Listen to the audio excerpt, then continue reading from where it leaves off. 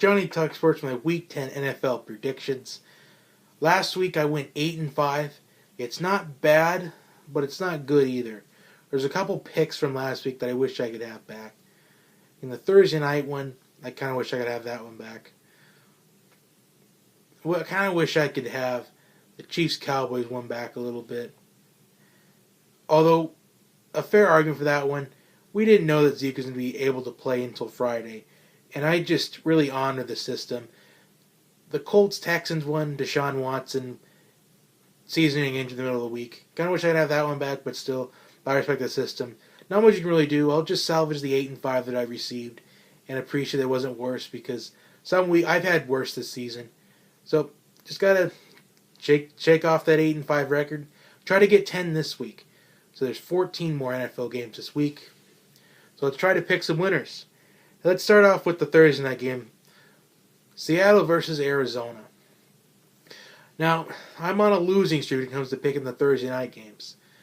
In fact, I'm 3-6 on the year when picking Thursday night games. But I'm going to go with the Seahawks here. I feel like the Seahawks should be that team for me that can bounce back.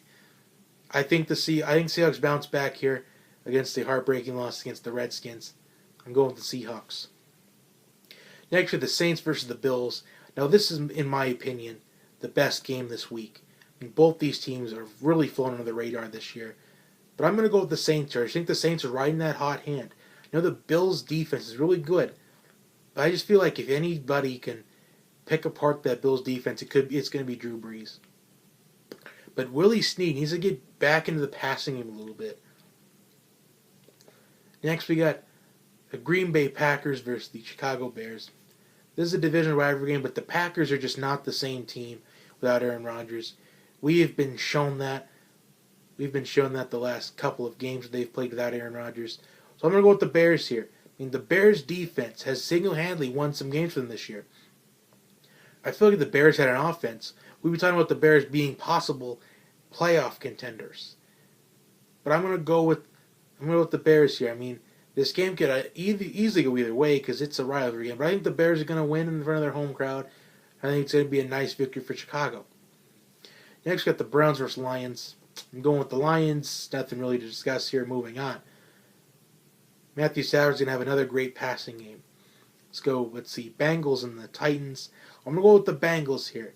I know the Titans are kind of up and down. We don't know what to expect from them. I mean, a lot of these teams up and down.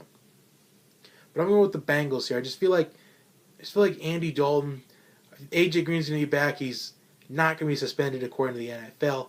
And neither is Jalen Ramsey after that fight they had last week. So I'm going to go with the Bengals to respond after an abysmal performance against the Jaguars. Against the most underrated defense in the NFL, the Jaguars. I'm going with the Bengals. Actually, the Steelers versus the Colts. I'm going with the Steelers here, coming off a bye week. Rested up. Le'Veon Bell's rested up. Big Ben's rested up. Antonio Brown's rested up. The Killer Bees rested up. And the Killer Bees have their Juju and Juju Smith-Schuster. Juju's been on that beat lately. He's coming off a bye week. I see Juju going on that beat again. I think Juju Smith-Schuster have another great game. I think he's a must-start in a lot of fantasy leagues. Considering the Colts are the worst pass defense, in the NFL, I'd say any Pittsburgh receiver is a must-start. Next are the New York Jets versus the Tampa Bay Buccaneers. I'm going with the Jets. I mean, the Buccaneers announced today that they'll be sidelining Jameis Winston for a couple of weeks. But right now, I don't think it matters. The Bengals are in the bottom of the NFC South. They should just tank for next season. And Mike Evans will be suspended for this game because of his actions in last week's game against the Saints where he shoves Marshawn Lattimore to the ground. He threw a couple punches I was hearing. But I'm going to go with the Jets. I feel like their confidence is back. I did say that they had a season break against the Patriots, but I think they got their confidence back, winning a divisional game last week, and I think that's going to continue. The Jets go for 2 in a row. Next, we have the Vikings and the Redskins. This matchup is probably going to be that game. One of the games can go either way. But I'm going with the Redskins here. Especially, I know the Vikings are coming off a bye week, but I just feel like the Redskins, they're having confidence after pulling off a road upset against the Seahawks in what is arguably the hardest place to play in the NFL. But the Redskins went on the road and upset the Seahawks. I think that's a confidence boost for these Redskins.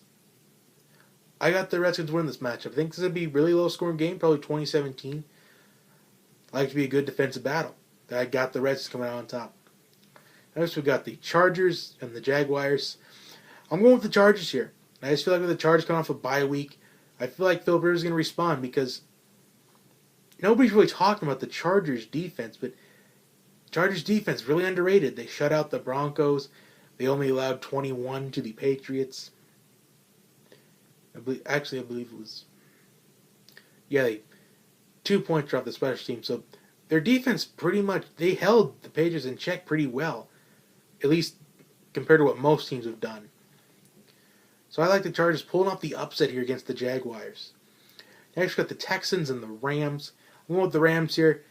The Texans aren't really the same team without Deshaun Watson. I mean, the only reason why I feel like they came close to winning last week was because the Colts' lack of pass defense, plus they lost their best corner of the year, Malik Hooker, for the year. Their best secondary player for the year, Malik Hooker. And I feel like that's the reason why the Texans even made it a ball game. Next, we got the Cowboys versus the Falcons. I'm going with the Cowboys here. I mean, the Falcons' offense just been abysmal this year. I mean, I feel like that Falcons' offense just really overrated right now. I just feel like the only reason why they were even... I think Kyle Shanahan ended up making it look good after all. Because right now, Steve Sarkisian is making Kyle Shanahan look like a complete expert.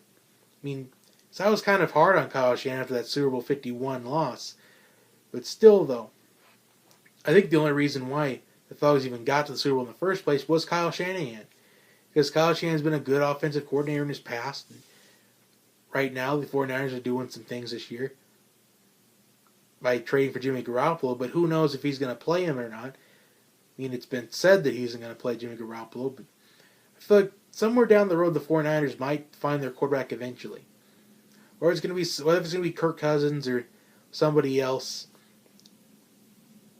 I feel like as a Falcons follower, I'm starting to miss Kyle Shanahan based on the play calls that Steve Sarkisian has called throughout this season.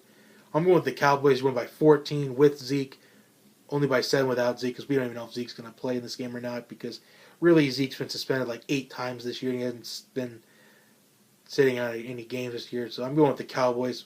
Cowboys with or without Zeke. Next, with the Giants versus 49ers. I'm going with the Giants here. It doesn't really matter. Both these teams are just are like bottom feeders of the league. Doesn't really matter. Moving on. Patriots, Broncos, picking the Patriots, and the Dolphins, Panthers. I'm going with the Panthers. So those are my picks. Those who can score at home, I've got the Seahawks, Saints, Bears, Lions, Bengals, Steelers, Jets, Redskins, Chargers, Rams, Cowboys, Giants, Patriots, and Panthers all winning this week. Like and subscribe to the channel. Share it with your friends and family. I will see you next time. Have a great day, everyone.